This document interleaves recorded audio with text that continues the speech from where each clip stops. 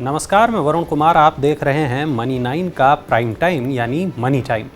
इस शो में आप देखेंगे पर्सनल फाइनेंस की हर बड़ी खबर, हर वो खबर जो आपकी जेब के लिए है ज़रूरी। और आज की पहली खबर है रुपये से जुड़ी हुई। आइए जानते हैं अर्थशास्त्रियों का रुपये की कमज़ोरी को लेकर नया अनुमान क्या है। अभी और कमज़ोर होगा रुपया, निकट भविष्य में 82 रुपये प्रति डॉलर तक लुढ़क सकता है।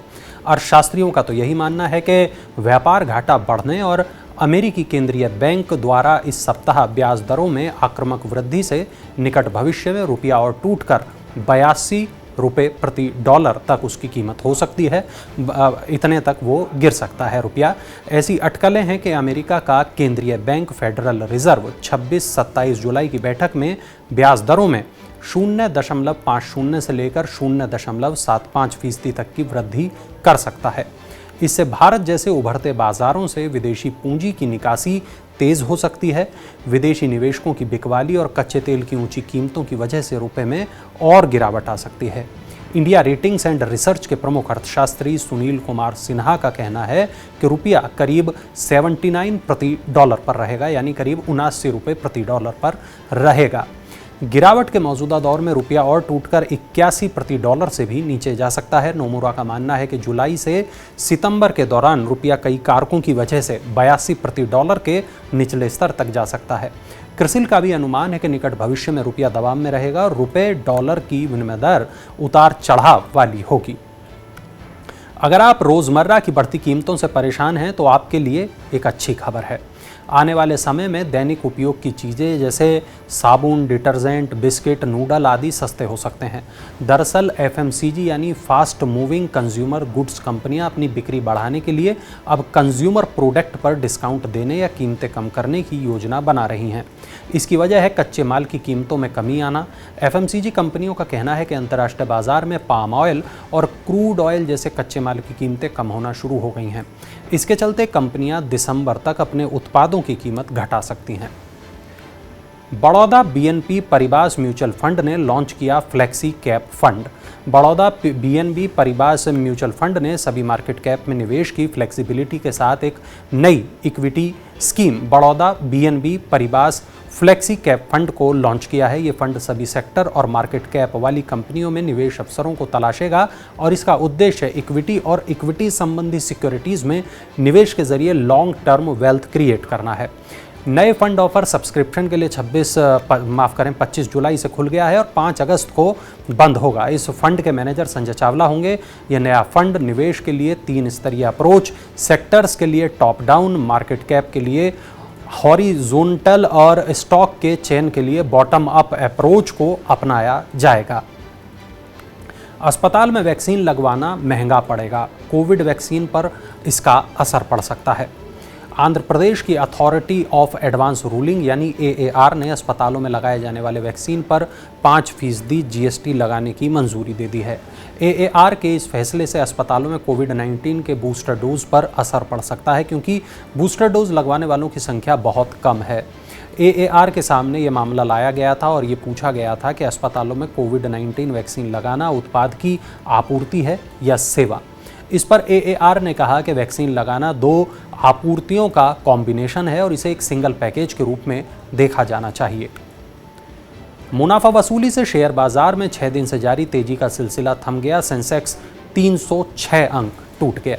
सोमवार को सेंसेक्स 306 अंक टूटकर 56,000 अंक के स्तर से नीचे बंद हुआ। निवेशकों की मुनाफा वसूली के कारण शेयर बाजार में गिरावट आई। नेशनल स्टॉक एक्सचेंज का निफ्टी 88 अंक की गिरावट के साथ 16,631 अंक पर बंद हुआ। गिरावट का प्रमुख कारण अमेरिकी केंद्रीय बैंक की बुधवार को बैठक से पहले निवेशक सतर्क रुख अपनाना है। वैश्विक स्तर पर आर्थिक मंदी की आशंका और प्रमुख कंपनियों के जून तिमाही के कमज़ोर नतीजों से बाजार पर दबाव आया है। मंदी की आशंका से ग्लोबल मार्केट्स में अनिश्चितता का माहौल बन रहा है। मैन्युफैक्चरिंग और सर्विस सेक्टर में मंदी के कारण अमेरिका और यूरोप की व्यापार गतिविधियां अप्रत्याशित रूप से सिकुड़ गई हैं। सोना चांदी खरीदने वालों के लिए एक खुशखबरी है, कीमतों में गिरावट आई है। दिल्ली सराफा बाजार में सोमवार को सोना गिरावट के साथ 51,145 रुपये प्रति 10 ग्राम पर आ गया। चांदी की कीमत भी 1,331 रुपये की गिरावट लेकर 54,351 रुपये प्रति किलो पर आ गई। अंतर्राष्ट्रीय बाजार में सोना $1726 प्रति औंस पर स्थिर रहा। वहीं चांदी बिना किसी घट बढ़ के $18.62 प्रति औंस पर बनी रही। अंतर्राष्ट्रीय बाजार में सोने की कीमतों में मामूली गिरावट के साथ घरेलू बाजार में पीली धातु की कीमतों में नरमी आई है। त्योहारी सीजन से पहले नए वाहनों की कतार लग जाएगी, फाडा ने जताई नई पेशकश की उम्मीद। वाहन डीलरों के संगठन फाडा ने उम्मीद जताई है कि कोविड-19 से प्रभावित रहे पिछले 2 सालों की तुलना में वाहन कंपनियां इस साल त्योहारी सीजन में ज़्यादा संख्या में नए मॉडल्स की पेशकश करेंगी। फाडा के अध्यक्ष विनकेश गुलाटी ने कहा कि 2 पहिया खंड को छोड़कर इस बार मांग काफ़ी अच्छी है। हालांकि 2 पहिया वाहनों की बिक्री में सुस्ती वाहन उद्योग के लिए सबसे बड़ा तनाव बनी हुई है। गुलाटी ने कहा इस बार त्योहारी सीजन के दौरान मॉडलों की पेशकश कम से कम दोगुनी देखने को मिल सकती है। इसके अलावा बहुत सारे इलेक्ट्रिक वाहनों की भी पेशकश होते हुए दिखेगी। हालांकि ज़्यादातर नए मॉडल कॉम्पैक्ट एसयूवी या एसयूवी सेगमेंट में ही होने की उम्मीद है। 90% नए मॉडल एसयूवी सेगमेंट से जुड़े होंगे। रोजगार के स्तर पर एक अच्छी खबर आई है। ईएसआईसी योजना से नए सदस्य जुड़े हैं। कर्मचारी राज्य बीमा निगम यानी ईएसआईसी की सामाजिक सुरक्षा योजना से मई 2022 में करीब 14,93,000 नए सदस्य जुड़े हैं। राष्ट्रीय सांख्यिकी कार्यालय के मुताबिक वित्त वर्ष 2021-22 में ईसीआईसी के साथ जुड़ने वाले कुल नए सदस्यों की संख्या 1,49,00,000 हो गई है। वित्त वर्ष 2020-21 में इससे 1,15,00,000 नए सदस्य जुड़े थे। महामारी से ठीक पहले के वित्त वर्ष 2019-20 में 1.51 करोड़ नए सदस्य ईएसआईसी से जुड़े थे, जबकि साल 2018-19 में ये संख्या 1.49 करोड़ रही थी। इससे पहले सितंबर 2017 से लेकर मार्च 2018 के बीच करीब 83,55,000 नए ग्राहक ईएसआईसी की सामाजिक सुरक्षा योजना का हिस्सा बने थे। सेबी ने किया जनता को आगाह, इस तरह के लेन देन से बचकर रहें। भारतीय प्रतिभूति एवं विनिमय बोर्ड यानी सेबी ने जनता को आगाह किया कि पीएसीएल समूह और इसकी सहयोगी इकाइयों की संपत्तियों के संबंध में किसी तरह का लेन देन ना करें, क्योंकि इनकी बिक्री के लिए किसी को अधिकृत नहीं किया गया है। पर्ल समूह के रूप में चर्चित रही पीएसीएल ने कृषि और रियल एस्टेट कारोबार के नाम पर जनता से पैसे जुटाए थे। सेबी के मुताबिक पीएसीएल ने गैरकानूनी सामूहिक निवेश योजनाओं के जरिए 18 साल में आम लोगों से 60,000 करोड़ रुपए से ज़्यादा की राशि जुटाई। सुप्रीम कोर्ट के आदेश पर बनी लोढ़ा समिति ने निवेशकों को चरणबद्ध तरीके से रिफंड देने की प्रक्रिया शुरू कर दी है। सेबी ने कहा कि किसी भी व्यक्ति या संस्थान को पीएसीएल लिमिटेड की संपत्तियों की बिक्री के लिए अधिकृत नहीं किया है और पीएसीएल की संपत्तियों को अवैध और अनाधिकृत तरीके से कब्जे में लेने पर सख्त कार्रवाई की जाएगी। और आज की आखिरी खबर है आपकी जेब के लिए भारी। मारुति सुजुकी ने अर्टिगा की कीमत को बढ़ा दिया है।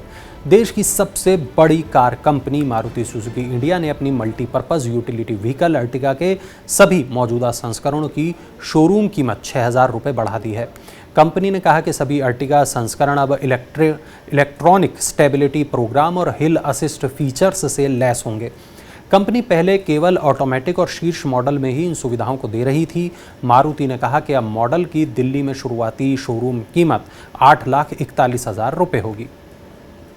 चलिए अब नज़र डालते हैं आईपीओ अपडेट्स पर। हैप्पीएस्ट माइंड्स के अशोक सूता एक और आईपीओ लाने की तैयारी में जुट गए हैं। 79 साल के सूता 2 सफल आईपीओ ला चुके हैं और अब वो अपने नए वेंचर हैप्पीएस्ट हेल्थ को शुरू करने जा रहे हैं और साथ ही इसे अगले 5 साल में शेयर बाजार में लिस्ट कराने की योजना पर काम कर रहे हैं। सूता 2007 में माइंड ट्री का आईपीओ लेकर आए थे। इसके बाद 2020 में वो हैप्पीएस्ट माइंड का आईपीओ लेकर आए थे।